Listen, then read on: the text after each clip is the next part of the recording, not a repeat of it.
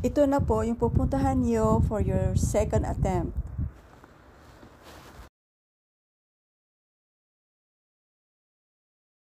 Dapat po mga kabarkads, pagbalik nyo, dala-dala nyo ang iyong schedule na binigay sa inyo sa una nyong pagpunta.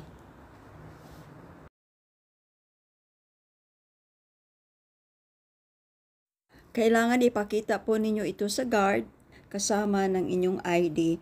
Pag wala pong schedule na nakalakip, hindi po kayo papapasukin. Dahil ang schedule po ay ang pinaka-importante sa lahat, kaya wag po ninyong itong iwala. Dapat po dala mo itong mga sumusunod: medical abstract, reseta ng doktor, quotations. Kung ang iyong inihingi ay medical assistance.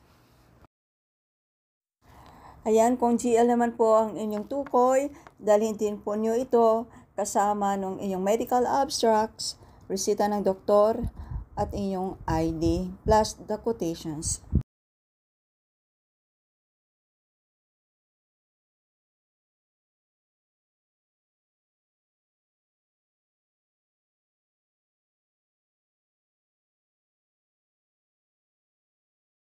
Ito pong ibig sabihin ng follow-up schedule. Ang ibig sabihin nito ay pumunta kayo, hindi kumpleto yung inyong dalang dokumento, at kayo po ay papabalikin. At ito naman, ang kagandahan dito, hindi na kayo kailangan pumila. Babalik kayo sa parihong social personnel na nag-interview sa iyo at ipa-follow up mo na lang sa kanya ang missing document.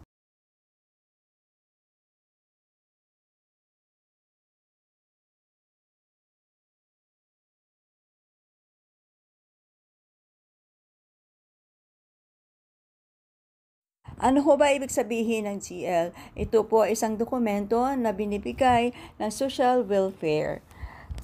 At ito po ay kinukuha sa City Hall.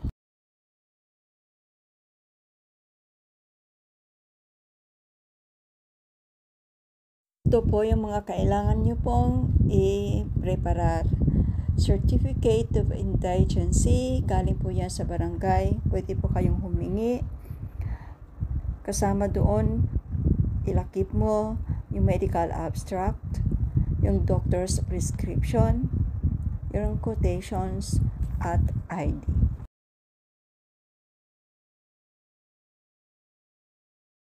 Ayan, pag nakapasa na po kayo sa interview, bibigyan po kayo ng document na nagsasaad na kayo po ay nangailangan ng tulong.